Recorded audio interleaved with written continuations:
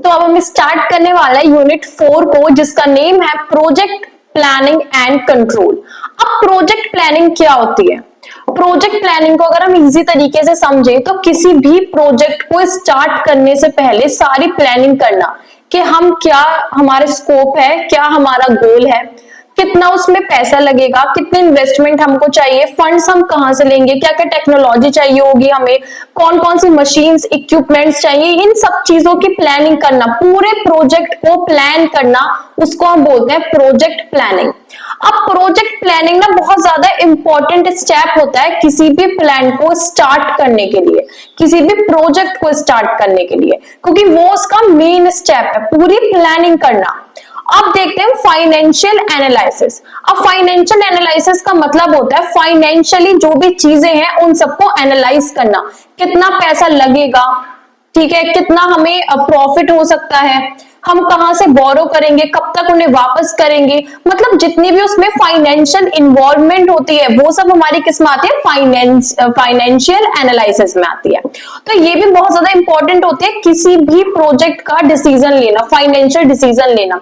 अगर हमारे पास पूरा एनालाइज होगा कि अच्छा इतने पैसे हमारे लगने वाले हैं, इतनी इन्वेस्टमेंट हमें चाहिए, इतना प्रॉफिट हो सकता है, तो हम इजीली डिसीजन ले सकते हैं या फिर इन्वेस्टमेंट करा सकते हैं किसी भी इन्वेस्टर से, क्योंकि वो भी क्या मांगेंगे हमसे? फाइनेंशियल रिपोर्ट मांगेंगे किसी भी प्रोजेक्ट की। बहुत सारी बड़ी बड़ी कंपनीज ऐसी होती है जो पूरी जो फाइनेंशियल उनके स्टेटमेंट्स होते हैं, रिकॉर्ड्स होते हैं, वो सब वो अलग से एक टीम बनाए रखती है, फाइनेंशियल टीम होती है उन कंपनीज की अलग। लेकिन जो छोटे इन्वेस्टर्स होते हैं, छोटी कंपनीज होती है, इन्वेस्टर्स मैंने गलत बोल दिया, जो छोटी स्मॉल इंडस्ट्रीज होती है वो खुद से ही अपना फाइनेंशियल रिकॉर्ड प्रिपेयर करती हैं और खुद से ही सारी रिपोर्ट्स बनाती हैं। Then what is financial control and marketing issues? अब lack of financial control क्या होता है? देखो फाइनेंशियल कंट्रोल सही से नहीं करना ही lack of financial control होता है। अब इससे क्या क्या प्रॉब्लम आ सकते हैं आप खुद से सोचो, एग्जाम्पल से समझा दे, थ्योरी आप पढ़ सकते हैं, नोट्स को डाउनलोड कर लेना, वीडियो अच्छे से समझ लो, सब हो जाएगा और नोट्स से बाहर कुछ नहीं आएगा, 100% नोट्स में से ही आएगा। अब देखो ध्यान से समझो कि फाइनेंशियल कंट्रोल का मैंने आपको बताया क्या क्या यूज होता है। हमारे पास कितना हमने इन्वेस्टमेंट करा है, कितना प्रॉफिट जनरेट हो सकता है और कितना पैसा लगेगा, बचेगा, ये सब जो इन सबका रिपोर्ट होता है, मतलब रिकॉर्ड होता है, वो सब फाइनेंशियल रिपोर्ट होती है। अब जो फाइनेंशियल कंट्रोल है ये अगर नहीं होगा तो क्या होगा? हमें यही नहीं पता चलेगा कि कितनी हमने इन्वेस्टमेंट कर दी और कितना हमको उससे प्रॉफिट हुआ है। तो ये उसका क्या होता है? ड्रॉबैक होता है। देन अगर हमें यही नहीं पता होगा कि हम क्या कर रहे हैं, सही से इन्वेस्टमेंट कर रहे हैं या फिर नहीं कर पाए, तो प्रॉफिट नहीं होगा। प्रॉफिट नहीं होगा तो हम क्या करेंगे? पैसे बचाने के चक्कर में, जिससे कि प्रॉफिट नहीं हो रहा, छोड़ो, हमें लॉस ना हो, उस चक्कर में क्वालिटी में कहीं ना कहीं प्रोडक्ट की कॉम्प्रोमाइज कर देंगे, तो प्रोडक्ट की क्वालिटी भी खराब हो सकती है।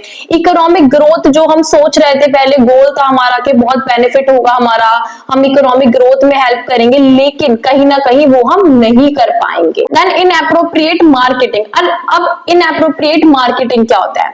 इनएप्रोप्रिएट मार्केटिंग, पहले तो मार्केटिंग क्या होता है? किसी भी प्रोडक्ट या सर्विस का हमें क्या करना है? प्रमोशन करना है ऑनलाइन प्लेटफॉर्म पे या फिर ऑफलाइन प्लेटफॉर्म पे, कि कोई हमारी चीज के बारे में, हमारे प्रोडक्ट के बारे में अवेयर फैले, लोगों को पता चले। ठीक है, ऐसा नहीं है कि हमारा जो प्रोडक्ट है वो तो बहुत अच्छा है। फॉर एग्जांपल कोई कॉफी कैफे है, ठीक है, कॉफी तो बहुत अच्छी बना रहे हैं वो लोग, लेकिन अवेयरनेस ही नहीं है, कस्टमर्स को पता ही नहीं है उस चीज के बारे में, तो पता कैसे चलेगा? तो वो मतलब परचेज कैसे होगी, सेल कैसे बढ़ेगी उन लोगों की? नहीं हो पाएगा ना। तो इसलिए मार्केटिंग का यूज होता है। मार्केटिंग से क्या होता है कि हम अपने प्रोडक्ट की मार्केटिंग करते हैं, प्रमोट कराते हैं, जिससे कि जो कस्टमर्स जिनको नहीं पता है उनमें अवेयरनेस आए हमारे प्रोडक्ट को लेकर।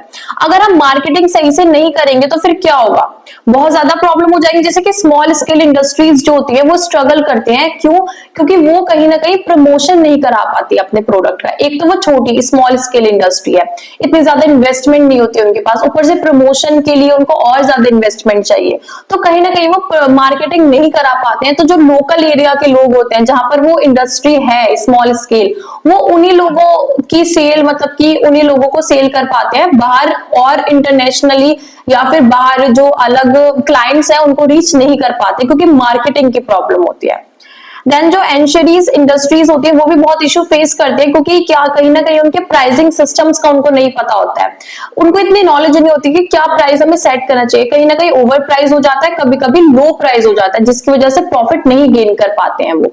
टेक्निकल सपोर्ट इतना अच्छा नहीं होता है। डिसीजन मेकिंग कहीं ना कहीं जो उनकी पेरेंट कंपनीज होती है, जो स्मॉल स्केल इंडस्ट्रीज होती है या फिर एंशरी इंडस्ट्रीज होती है, वो किसी बड़ी कंपनी के अंडर वर्क करती है, तो कहीं ना कहीं जो पेरेंट कंपनी है उनके साथ या तो इन्वेस्टमेंट प्रॉपर्ली नहीं हो पाती है, डिसीजन प्रॉपर्ली नहीं मिल पाता, या फिर जो इन्वेस्टमेंट वो कर रहे हैं या फिर जो उनके काम के पैसे उनको दे रहे हैं वो प्रॉपर्ली नहीं देते हैं, लेट करते हैं, तो कहीं ना कहीं मतलब डिले करते हैं पेमेंट्स का भी, तो बहुत इशू हो जाता है अगर मार्केटिंग प्रॉपर नहीं कर पाते हैं तो। कॉस्ट ऑफ कैपिटल, अब कॉस्ट ऑफ कैपिटल क्या होती है?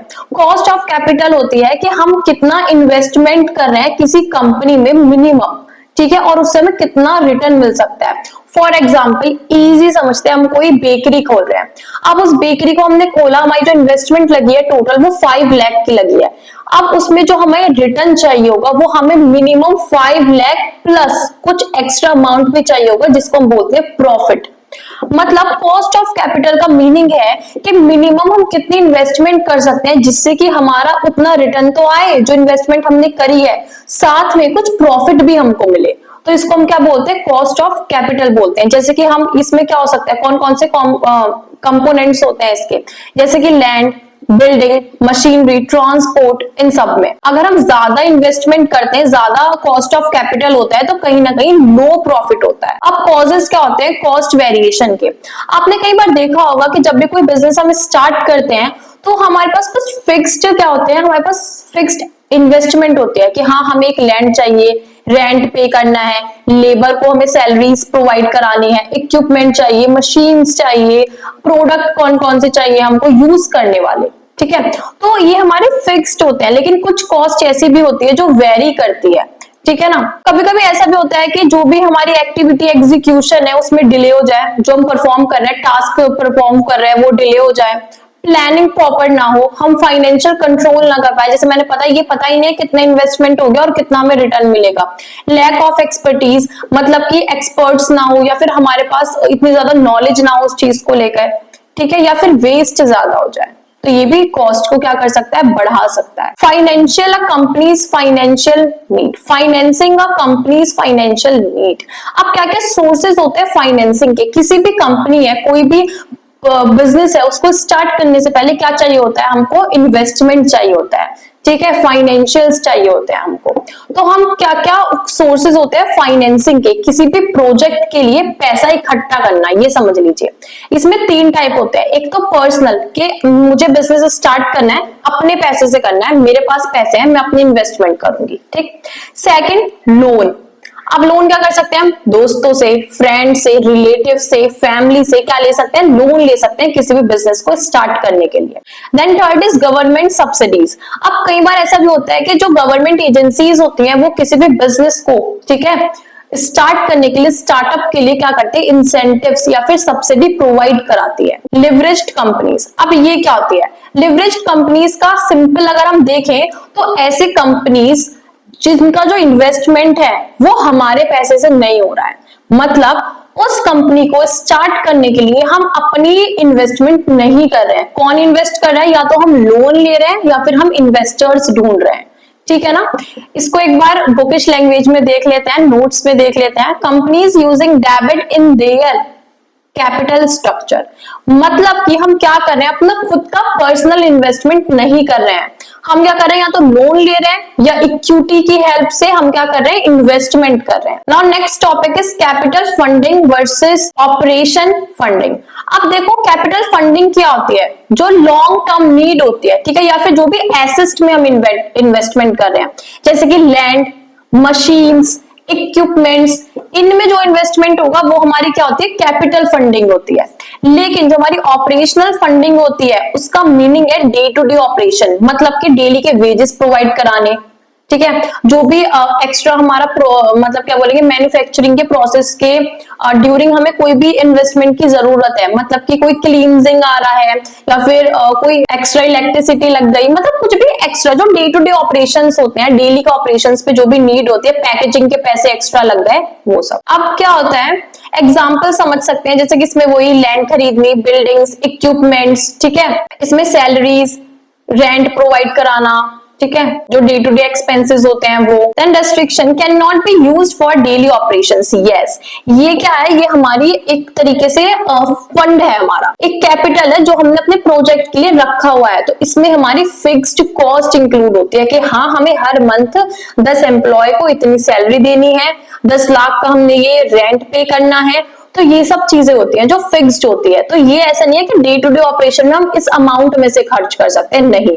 उसके लिए हम क्या यूज करते हैं, उसके लिए हम यूज करते हैं हमारी ऑपरेशनल फंडिंग। ये फोकस करता है कि हम किस तरीके से इंप्रूव कर सकते हैं फ्यूचर कैपेबिलिटीज को।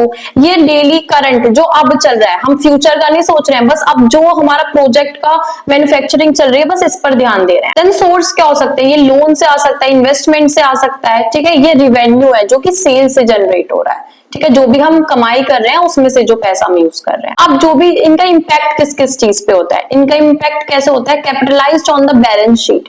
अब जो भी हमने सोचा, जो हमने स्टार्टिंग में रखा हुआ है अपना बजट, हमने कैपिटल सोचा हुआ है, उसकी जो भी इन्वेस्टमेंट होगी वो ऑफ कोर्स हम क्या करेंगे, बैलेंस शीट में मेंशन करेंगे। लेकिन इसमें क्या होता है, ये करंट पीरियड का होता है, तो कहीं ना कहीं ये प्रॉफिट में से कम होता है, ठीक है। इसकी जो रिटर्न ऑन इन्वेस्टमेंट होती है ये इंक्रीज होती रहती है प्रोडक्टिविटी के हिसाब से। और ये क्या होता है, ये शॉर्ट पीरियड के लिए होता है, कहीं कहीं कभी कभी सेविंग्स में से खर्च हो जाता है, कभी कभी थोड़ा एक्स्ट्रा लग जाता है, तो ये डिपेंड करता है। Then sources of funding. अब फंडिंग के क्या क्या सोर्सेज होते हैं, एक तो पर्सनल सोर्स, मतलब मेरी सेविंग्स जो भी होती है, ठीक है ना, वो, या फिर जो स्टार्ट कर रहा है बिजनेस उसकी जो भी सेविंग्स है, या फिर उसके पास जो भी फंड्स है।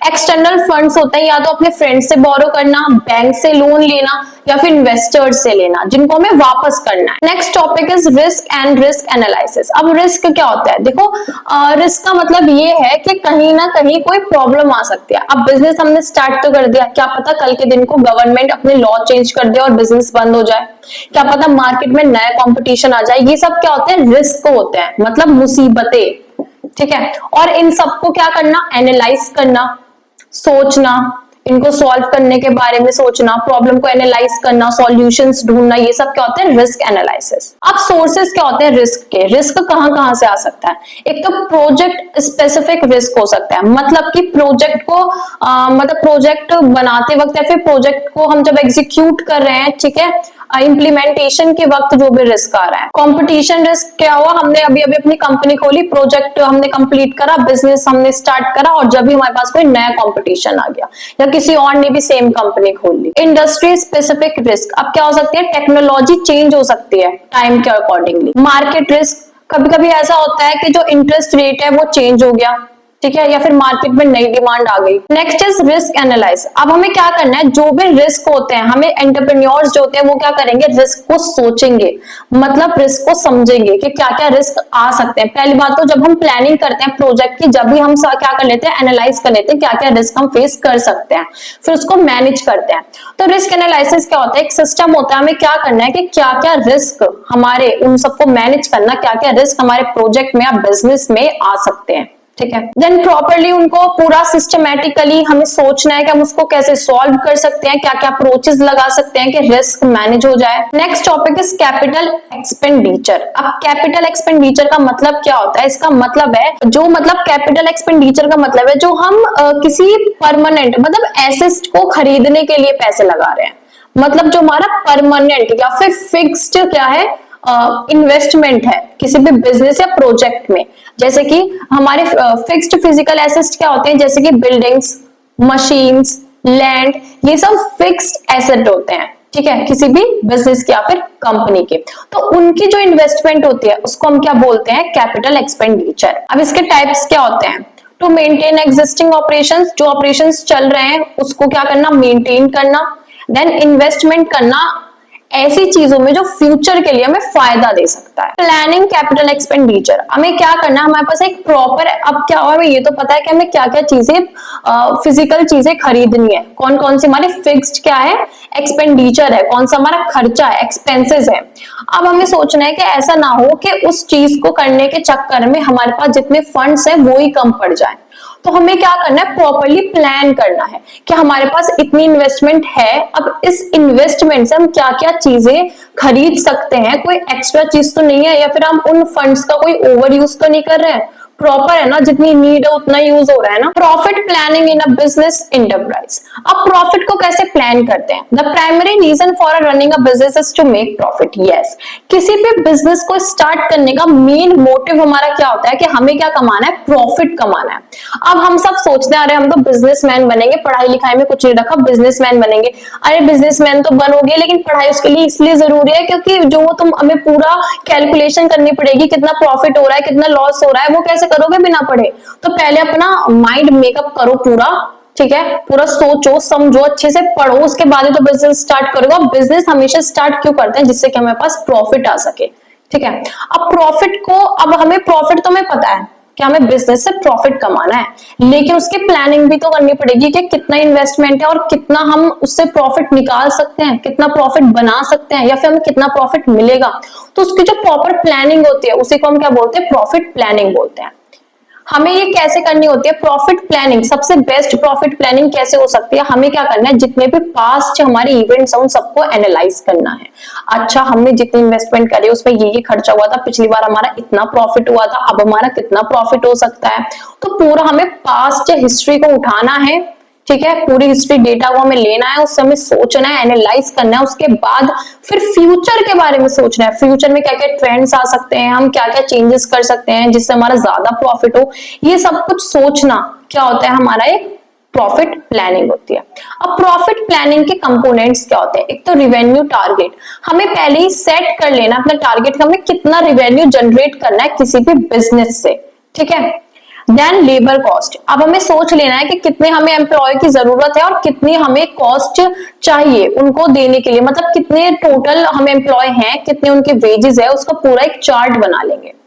देन मार्केटिंग प्लान, अब हमें क्या करना है, मार्केटिंग स्ट्रेटेजीज में हमारा कितना इन्वेस्टमेंट होना है, मतलब कि कितनी कॉस्ट लगेगी प्रमोशन कराने में अपने किसी भी प्रोडक्ट को। देन अदर एक्सपेंसेस, जो भी किसी बिजनेस में अदर एक्सपेंसेस लगते हैं, डे टू डे बहुत सारे एक्सपेंसेस लगते हैं, ऑपरेशनल फंडिंग जिसको हमने बोला भी था। आवर्स, हम टोटल कैलकुलेट करेंगे कि कितने आवर्स हमें चाहिए होंगे ऑपरेशन को कंप्लीट कराने के लिए, क्योंकि कहीं ना कहीं जो वेजेस होते हैं एम्प्लॉय के वो आवर्स पे डिपेंड करता है। प्रॉफिट टारगेट, उसके बाद हमें अपने डिजायर क्या करने के लिए सोच लेना है कि हमें कितना प्रॉफिट जनरेट करना है, कितना मार्जिन हमें रखना है। अगर 10 लाख का हम इन्वेस्टमेंट कर रहे हैं तो कम से कम 3 लाख का प्रॉफिट तो हो उस पर। अब क्या क्या की एक्सपेक्ट्स होते हैं किसी भी प्रॉफिट प्लानिंग के? सबसे पहले सेटिंग प्रॉफिट टारगेट्स, वही हमें क्या करना है, पूरे लेवल्स को देख लेना है, मार्केट को एनालाइज कर लेना है, फिर सोच लेना है हमें जितनी भी हिस्ट्री थी, फ्यूचर ट्रेंड्स है, उन सबके बेसिस पे कि कितना हमें प्रॉफिट अपना रखना है या कितना हमारा टारगेट है प्रॉफिट को रीच करने का। मार्केटिंग प्लान, हमें मार्केटिंग स्ट्रेटेजीज इस तरीके से सोचने के ज्यादा इन्वेस्टमेंट भी ना हो और सबसे ज्यादा एंगेजिंग भी हो। देन रिवेन्यू फोरकास्टिंग, रिवेन्यू मतलब कि हमें देखना है कितने हमारे कस्टमर की डिमांड है, कितनी हम सेल्स कर पा रहे हैं, कितना हम उससे प्रॉफिट जनरेट कर पा रहे हैं, कितना उसमें हमारा कॉम्पिटिशन है, ये सब। कॉस्ट मैनेजमेंट, अब कॉस्ट मैनेजमेंट में क्या है कि हमें देख लेना है कि कितनी इन्वेस्टमेंट करनी है, कितना हम कंट्रोल कर सकते हैं इन्वेस्टमेंट पे, कितना उससे प्रॉफिट बन जाएगा। दोनों कॉस्ट देखनी है हमें, फिक्स्ड भी और वेरिएबल भी, सैलरीज वाली भी और डे टू डे ऑपरेशन वाली भी, फिर हमें मैनेज करनी है कॉस्ट। देन बजट कितना है हमारा, अब जो हमारा बजट हमने सोचा हुआ है क्या उतना ही लग रहा है, उससे एक्स्ट्रा तो नहीं लग रहा है ना, ये सब। देन परफॉर्मेंस मॉनिटरिंग, जो हम सोचा था हमने, एक्चुअल जो हमारी परफॉर्मेंस जा रही है, क्या वो टारगेट को रीच करने के लिए प्रॉपर है, क्या हमें उसको भी इंक्रीज करने की जरूरत है, और वर्कफोर्स बढ़ानी है, और वर्कर्स को इंक्लूड करना है, ठीक है, उनको और ज्यादा मोटिवेट करना है कि वो ज्यादा अच्छे से काम कर पाए। Preparation of a cash flow statement, अब कैश फ्लो स्टेटमेंट क्या होती है? कैश फ्लोज होते हैं कि कितना इन्वेस्टमेंट हमारा हो रहा है और कितना हमें रिटर्न मिल रहा है। ये जितने भी स्टेटमेंट्स होती है इन सबका जो भी रिकॉर्ड होता है उसको हम कैश फ्लोज बोलते हैं, ठीक है। कैश फ्लो मतलब कि कितना हम इन्वेस्टमेंट कर रहे हैं और कितना हमें रिटर्न में मिल रहा है, ठीक है। जैसे कि हमने 10 लाख का इन्वेस्टमेंट करा, ठीक है, और रिटर्न में हमको क्या बोलेंगे 11 लाख मिला, तो कितना प्रॉफिट हो गया हमारे पास, 1 लाख की हमारे पास बचत हो गई। तो ये हमें कैसे पता चला? जब हमने क्या रखा, पूरा रिकॉर्ड रखा, इनफ्लोज का भी और आउटफ्लोज का भी। अब इसके कंपोनेंट्स क्या होते हैं? कंपैरेटिव बैलेंस शीट, हम क्या करेंगे, शुरुआत से लेके एंड तक क्या रखेंगे, बैलेंस शीट को अपने पास रखेंगे, उसमें हमेशा मार्क करते रहेंगे, अपडेट करते रहेंगे, जिससे हम इजीली ट्रैक कर सके। Then profit and loss accounts, हम देखेंगे कितना प्रॉफिट हो रहा है, कितना लॉस हो रहा है हमारा। देन एडिशनल डेटा नीडेड, जो भी हमें हम पहले ही बना लेंगे कि कितना टेक्स्ट लगेगा, मतलब जो एक्स्ट्रा हमारा इन्वेस्टमेंट होगा या फिर जो बाद में ऐड हो जाता है अमाउंट, उसको भी हम क्या करेंगे, बीच बीच में डेटा ऐड करते रहेंगे। अब जो कैश फ्लो स्टेटमेंट होती है वो उसके में जरूरत क्या है, एक तो ये कि हम फ्यूचर में प्रिडिक्ट कर सकते हैं कि कितना हमारा इन्वेस्टमेंट हुआ था, जिससे कि हमें आगे चल के पता चल जाए कि कितनी हमने इन्वेस्टमेंट करी है और कितना हमको प्रॉफिट मिला है। ठीक है। मैनेज स्ट्रेटेजी, हम मैनेज कर सकते हैं स्ट्रेटेजी को इजीली। देन फाइनेंशियल कंडीशन, हमें पता चल जाएगी क्या इस टाइम पे चल रही है, क्या हम लॉस में तो नहीं जा रहे हैं ना। एबिलिटी टू पे dividends and other communities, efficiency in cash management and measuring cash flows, ये आप एक बार रीड कर लेना, सेम ही है। डेप्रिसिएशन, अब डेप्रिसिएशन क्या होता है, देखो डेप्रिसिएशन होता है हमने क्या करा, इन्वेस्टमेंट करा किसी फिजिकल एसेट में। अब फिजिकल एसेट क्या हो सकता है, कोई मशीन का एग्जांपल लेते हैं, हमने क्या करा, जब हमने लास्ट टाइम अभी बेकरी खोली थी ना, किसी एग्जांपल में हमने कोई बेकरी खोली, उसका हमने अवन लिया है। अब जो अवन हमने लिया है वो हमने कितने का लिया है, हमने 20,000 का लिया है। अब ओवर द टाइम 5 साल हमने उसे यूज किया, 5 साल बाद उसकी जो वैल्यू है वो कितनी हो जाएगी, 5,000 हो जाएगी। तो 20,000 से वो अब कितना पहुंच गया, 5,000। वो जो इसमें जो उसकी मतलब कि यूज करने से जो उसकी वैल्यू डिक्रीज हुई है, उसको हम क्या बोलते हैं, उसको हम बोलते हैं डेप्रिसिएशन। तो एक बार बुकिश लैंग्वेज में देख लेते हैं, depreciation measures the decrease in the monetary value of a asset over time due to wear and tear, मतलब यूज करने से किसी भी एसेट की, ठीक है, क्या हो रही है, वैल्यू जो डिक्रीज हो रही है, जो उसकी वैल्यू डिक्रीज हो रही है, जैसे कि पहले कितने का था, 20,000 का था, ठीक है, उसके बाद आफ्टर 5 इयर्स इसकी वैल्यू कितनी हो गई, 5 इयर्स के बाद इसकी वैल्यू हो गई 5K।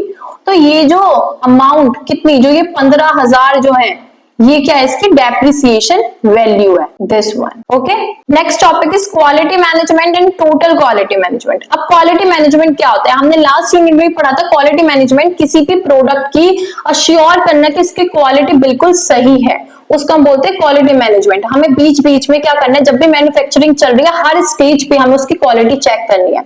फॉर एग्जाम्पल कि हमारी कोई बेकरी है, अब कोई केक बनाया, सबसे पहले बनाने से पहले जो भी हमारे पास रॉ मटेरियल, उनकी क्वालिटी चेक करना है। जब वो केक बन गया, उसकी क्वालिटी चेक करनी है। देन मतलब उसको पैक करने के बाद उसको चेक करना है, क्या पैकिंग की वजह से कोई उसकी क्वालिटी पे इफेक्ट तो नहीं पड़ा है ना। देन डिलीवर करने के बाद हम चेक करते हैं, आपने कई बार देखा होगा जब अमेज़न से हम कोई प्रोडक्ट ऑर्डर करते हैं, उसमें लिखा रहता है सिक्योरिटी पैकेज, मतलब कि उसमें भी कहीं उसकी क्वालिटी खराब ना हो जाए, जो भी प्रोडक्ट उसके अंदर है। तो मतलब क्वालिटी का बिल्कुल एश्योर कर लेना, जो कस्टमर की नीड है, क्या क्वालिटी हमारी उसको जस्टिफाई कर पाएगी, उसी को हम क्या बोलते हैं, क्वालिटी मैनेजमेंट बोलते हैं। टोटल क्वालिटी मैनेजमेंट मतलब जितने भी हमारे एम्प्लॉय हैं वो सब साथ मिलकर क्या उतनी क्वालिटी दे पा रहे हैं जितनी हमको चाहिए। अब इसका कंसेप्ट क्या होता है, intense focus on the customer. सबसे पहले हमें ये देखना है कि जो हमारे बायर्स हैं, क्या हम उनकी नीड्स को फुलफिल कर पा रहे हैं, उनको सेटिस्फाई कर पा रहे हैं अपने प्रोडक्ट की हेल्प से, ठीक है। देन कंटिन्यूअस इंप्रूवमेंट, हमें जो है ना कंटिन्यूअस इंप्रूवमेंट्स रखने अपने प्रोडक्ट में।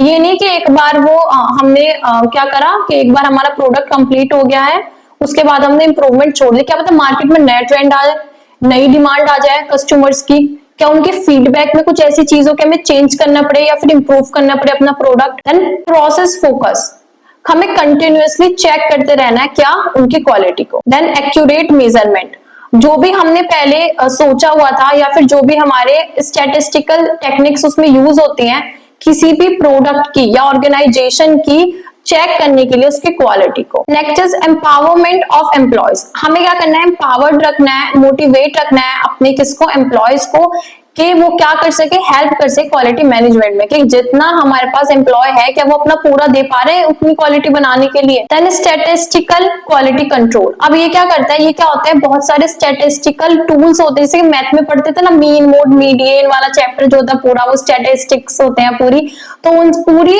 ऐसे टूल्स को यूज करके हमें क्या करना है, किसी भी ऑर्गेनाइजेशन की क्वालिटी, प्रोडक्ट की क्वालिटी को पता करना है और डिसाइड करना है कि क्या हमें इस प्रोडक्ट को पास कर देना है या फिर फेल कर देना है, ठीक है, क्या रिजेक्ट कर दें या फिर एक्सेप्ट कर लें इसको। पर्टिकुलर प्रोडक्ट की quality. Then next is control and communication. What is control? Control मतलब कि प्लानिंग कंट्रोल। हमें क्या करना है, पूरी अपने प्रोजेक्ट की पहले प्लानिंग कर लेनी है। हमें पहले सोच लेना है पूरा कि प्रोजेक्ट क्या है, उसकी पूरी प्लानिंग करेंगे, एग्जीक्यूशन करेंगे कि जो हमारा प्रोजेक्ट है क्या वो अपने सही ट्रैक पर है, क्या जो हमने सोचा था कि अच्छा फर्स्ट स्टेज पे इतना हमारा कंप्लीट हो जाएगा, कंप्लीशन हो जाएगा प्रोडक्ट का, सेकंड स्टेज पे ये हो जाएगा, क्या वो प्रॉपरली हो पा रहा है। मतलब हमें पूरा कंट्रोल रखना है जो भी हमारा प्रोसेस चल रहा है, ठीक है। Second is communication. अब ये जो हमें कंट्रोल रखना है कि जैसे कि हमारे इन्वेस्टर्स हैं, क्या वो पूछेंगे नहीं कि प्रोडक्ट अभी कितना बना, कब तक लॉन्च होगा, तो हमें क्या करना है, कम्युनिकेट करते रहना है। हमें कंट्रोल भी रखना है अपने प्रोसेस पे, अपने प्रोडक्ट पे, और हमने कम्युनिकेट भी करते रहना। अब कम्युनिकेट हम कैसे कर सकते हैं बताइए? हम कम्युनिकेट कैसे कर सकते हैं? मीटिंग्स कर सकते हैं, उनके साथ डेटा शेयर कर सकते हैं। कि अब तक हम स्टेज 5 पर पहुंचे हैं, अभी तक यहाँ तक हमारा प्रोडक्ट हुआ है। जैसे कि फॉर एग्जांपल मुझे याद आया, जब हम कोई चीज ऑर्डर करते हैं तो उसमें डेट लिख रहती है कि 15 मई तक आपका ऑर्डर डिलीवर हो जाएगा। अब हम क्या करते हैं, बीच में हमारे पास एक ट्रैकिंग लिंक आती है, हम देखते हैं अच्छा डिस्पैच हो गया, अच्छा ठीक है, अब शिप्ड हो गया है, अब आउट फॉर डिलीवरी हो गया। तो हम क्या कर रहे हैं, ट्रैक कर रहे हैं सेम प्रोजेक्ट को, किसी भी बिजनेस को या फिर मैन्युफैक्चरिंग ऑफ अ प्रोडक्ट को क्या करना, कंट्रोल करना, ट्रैक करना कि क्या वो प्रॉपरली वर्क कर रहा है, उसको हम क्या बोलते हैं, कंट्रोलिंग। और यही कंट्रोलिंग करते हुए आपस में कम्युनिकेट करना अपने इन्वेस्टर्स के साथ, एम्प्लॉयज के साथ कि अच्छा वर्क सही से हो रहा है ना, अच्छा यहाँ पे ये इश्यू हो गया था, ये प्रॉब्लम हो गई थी, आपस में बात करते रहना, उसको कम्युनिकेशन बोलते हैं। अब की एक्सपेक्ट क्या होता है कंट्रोल के? एक तो परफॉर्मेंस मॉनिटरिंग, रेगुलर हमें देखना है कि जो हमारा गोल है वो प्रॉपर है या फिर हमें कोई एडजस्टमेंट करने की जरूरत है, क्या आउटपुट हमारा मैच कर पाएगा यूजर के, जो यूजर हमें हमसे चाहिए, जो यूजर को यूजर के डिमांड को फुलफिल कर पाएगा।